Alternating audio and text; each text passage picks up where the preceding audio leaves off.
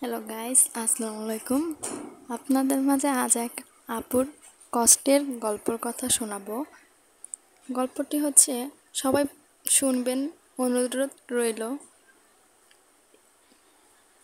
একটি মেয়ে বাসর ঘরে থেকে তার প্রেমিকের নিকট চিঠি লিখল। ভালো আছো? ক্ষমা করে দিও আমায়।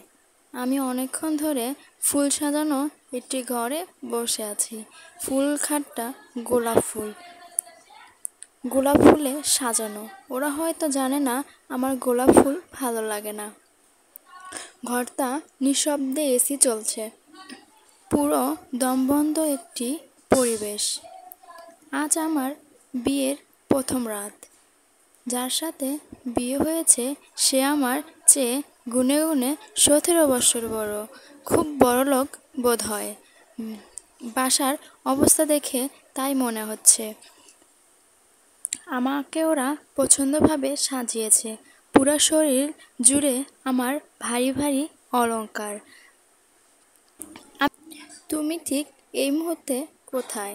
নিশ্চয়ই তোমাদের বাসার ওই মোড়ে আছো। আচ্ছা, তুমি কি খুব কষ্টে আছো? মনে আছে আমরা কতদিন ধরে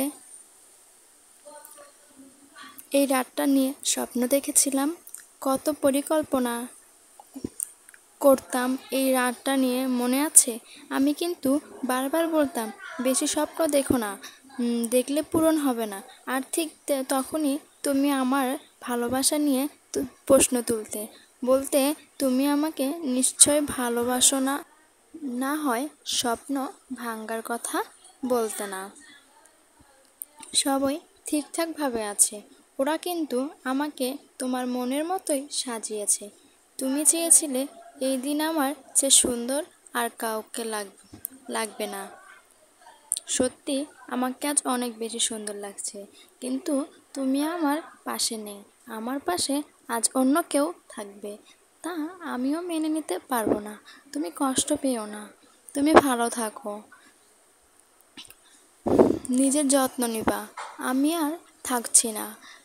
এই মুহূর্তে আমি তোমাকে ছাড়া অন্য কারোর পাশে থাকতে পারবো না, কারণ আমি যে তোমায় অনেক ভালোবাসি।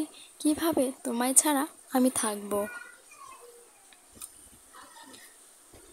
আমি অন্যজনের পাশে থাকতে পারবো না, তাই আমি এইখানে থাকতে চাচ্ছি না। তুমি ভালো থেকো, নিজের যত্ন নিও। আমি আর এই দুনিয়ায় থাকবো না, কারণ এই দুনিয়ায় বেঁচে থাকার আমার কোনো অধিকার নাই। আমাকে কেউ ভালোবাসেনি। আমার ফ্যামিলি আমাকে ভালোবাসলে এভাবে বিয়ে দিত না। আমি আমার ফ্যামিলিকে বলেছিলাম আমি একজনকে ভালোবাসি, কিন্তু ফ্যামিলি তো বুঝেনি, আমাকে অন্যজনের সাথে জোর করে বিয়ে দিয়ে দিল। আমি তোমাকেও পেলাম না, তাহলে আমার এ জীবন রাখার কোনো ইচ্ছাই নেই। আমি চাই না এ জীবন রাখতে। আমি তোমায় ছাড়া থাকতে পারবো না, তাই আমি এই দুনিয়া থেকে নিজের জীবনকে ধ্বংস করতে চাচ্ছি। তুমি আমায় মাফ করে দিও, আর কষ্ট পেও না। আমি তোমাকে উপর থেকে সব সময় দেখব। তুমি ভালো থাকলে আমিও ওপারে ভালো থাকবো, কারণ আমি যে তোমাকে অনেক ভালোবাসি। তুমিও আমায় ভালোবাসতে, কিন্তু আমাদের যে একসাথে দুজনের মিলন হলো না, এটা আমাদের ভাগ্যই ছিল না। তাই কি বলবো, ভালো থেকো, নিজের যত্ন নিও। আমি আর থাকছি না, মাফ করে দিও।